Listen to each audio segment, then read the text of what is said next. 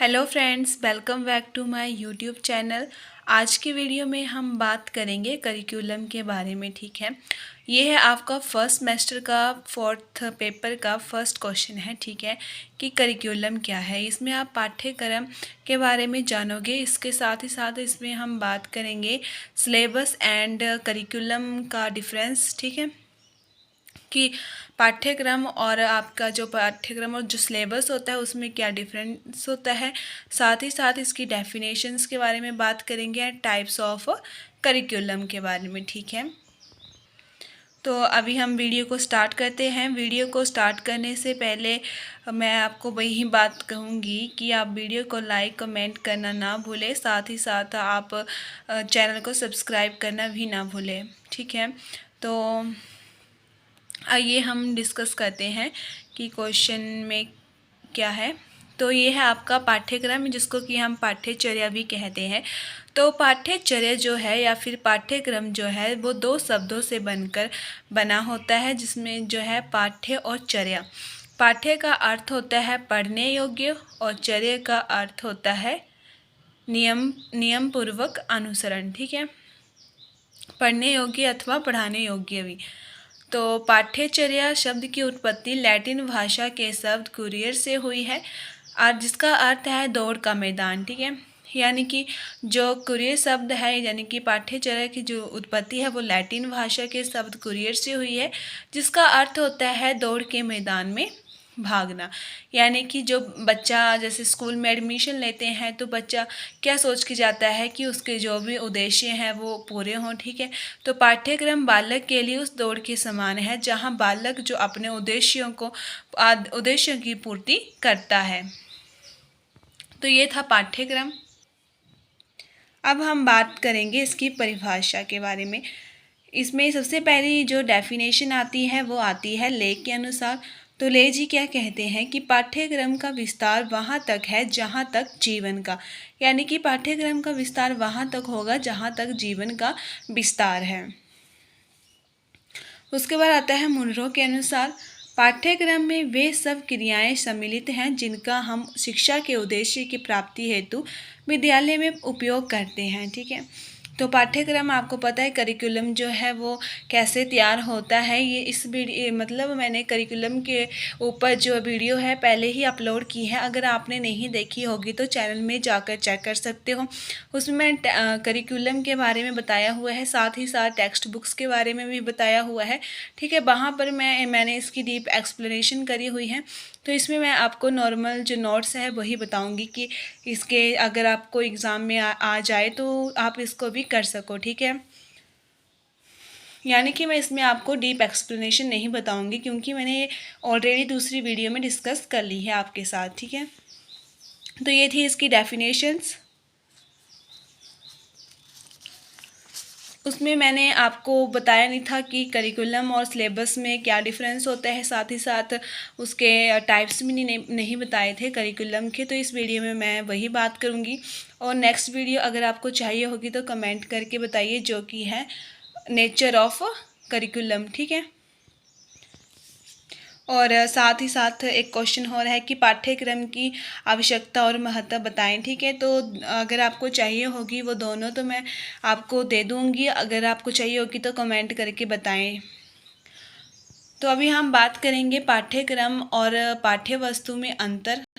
तो curriculum and syllabus में difference को देखते हैं हम। सबसे पहला इसमें आता है कि पाठ्यक्रम का क्षेत्र जो होता है वो अत्यंत विस्तृत होता है, लेकिन जो सिलेबस होता है वो संकुचित होता है। क्योंकि सिलेबस जो होता है वो बच्चों को कब कवर करवाना होता है आपको पता है, जैसे 1 ईयर होता है। ठीक है, तो अगर वो 8th क्लास में है तो सिलेबस उसी के अकॉर्डिंग जो बच्चे को तैयार किया जाता है कि वो उस 1 साल में जो है वो कवर अप हो जाए। लेकिन करिकुलम जो है जब पूरा होता है, यानी कि उसमें बाहरी चीज़ें भी शामिल होती हैं और शिक्षा से संबंधित भी। ठीक है, यानी कि जो खेल कूद का विषय होता है वो भी शामिल होता है कि बच्चे को किस तरह से गेम्स कहलानी है। ठीक है, करिकुलम में सब कुछ आ जाता है, पढ़ाई के साथ साथ जो है वो बाकी जो स्कूल की अन्य एक्टिविटीज़ होती हैं वो भी आ जाती हैं। ठीक है, मैंने आपको ऑलरेडी बताया हुआ है इसके बारे में। दूसरा पॉइंट आता है पाठ्यक्रम का निर्माण अध्यापकों द्वारा किया जाता है, लेकिन शिक्षा जो सिलेबस होता है उसका निर्माण जो है वो शिक्षा शास्त्री द्वारा किया जाता है। पाठ्यक्रम में विद्यार्थियों को विशेष महत्व की प्राप्ति होती है, लेकिन जहाँ जो सिलेबस है उसमें विशेष सामग्री को अधिक महत्व की प्राप्ति होती है। ठीक है, यानी कि पाठ्यक्रम जो है वो तैयार किया जाता है बच्चों की नीड के अकॉर्डिंग। ठीक है, जो बच्चों की ज़रूरतें होती हैं उसके अनुसार ही करिकुलम को तैयार किया जाता है, लेकिन सिलेबस को तैयार करते समय ऐसा नहीं किया जाता है। ठीक है, पर करिकुलम को अगर बनाना होगा तो किस तरह से बनाओगे कि बच्चे की नीड को उसमें सबसे पहले इम्पोर्टेंस दी जाएगी। यानी कि जो पाठ्यक्रम होता है बच्चों के इर्द गिर्द ही घूमता है। उसके बाद आता है पाठ्यक्रम विद्यार्थियों की समझ को विकसित करता है, क्योंकि वो बच्चों की नीड के अकॉर्डिंग होगा। ठीक है, यानी कि बच्चों की भी जो आवश्यकता हो है उसको सबसे पहला महत्व दिया जाता है। इसमें रटने की प्रवृत्ति को विकसित किया जाता है। जो सिलेबस है, पाठ्यक्रम एक समूची शिक्षण सामग्री है, लेकिन पाठ्य वस्तु को पाठ्यक्रम का एक अंग कह सकते हैं। ठीक है, तो ये थे इसमें डिफरेंस करिकुलम और सिलेबस में। आई होप आपको समझ आए होंगे। आप चाहो तो वीडियो को रोककर स्क्रीनशॉट जो भी इसका ले सकते हो। और अभी हम आगे बात करेंगे पाठ्यक्रम के प्रकार। ठीक है, टाइप्स ऑफ करिकुलम। तो सबसे पहले आता है बाल केंद्रित पाठ्यक्रम। ठीक है, तो जो पाठ्यक्रम होता है मैंने आपको पहले बताया कि वो बाल केंद्रित होता है, यानी कि उसमें बच्चों को विशेष महत्व दिया जाता है। ठीक है, इस पाठ्यक्रम में बालक की रुचि, प्रकृति,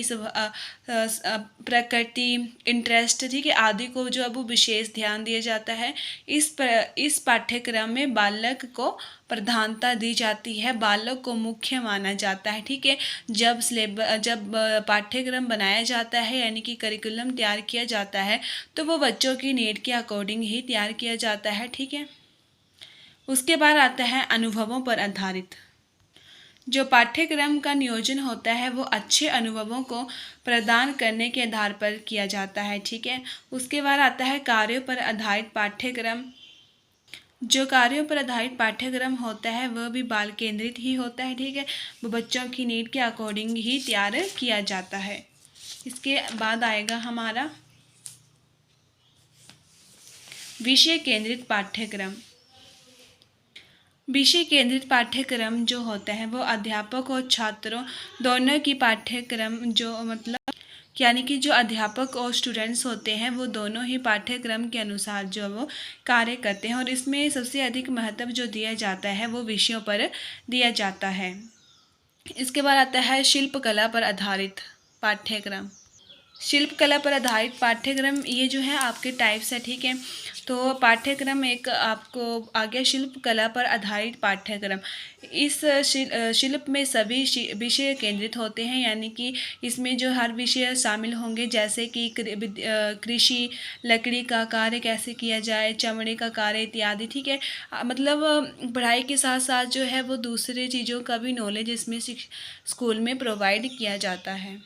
उसके बाद आता है आपका जीवन पर आधारित पाठ्यक्रम, यानी कि पाठ्यक्रम का निर्माण उस तरह से किया जाता है कि बच्चे चीज़ों को जो है वो अपने लाइफ से भी रिलेट किया जाए कर सके, यानी कि अपने लाइफ से भी उन उदाहरणों को ले सके। ठीक है, इसलिए जीवन पर आधारित पाठ्यक्रम। उसके बाद आया औपचारिक शिक्षा पर आधारित पाठ्यक्रम, स्पष्ट और सुनिश्चित पाठ्यक्रम।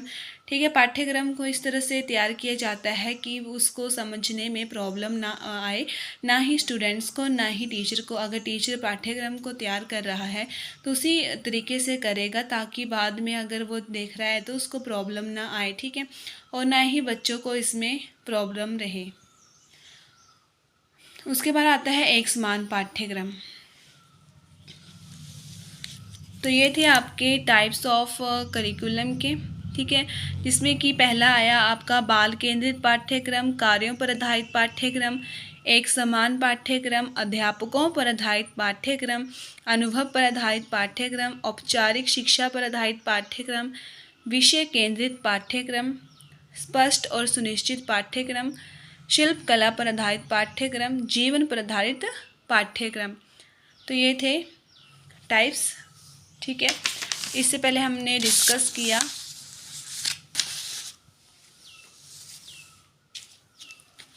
पाठ्यक्रम और पाठ्य वस्तु में अंतर, यानी कि करिकुलम एंड सिलेबस में डिफरेंस।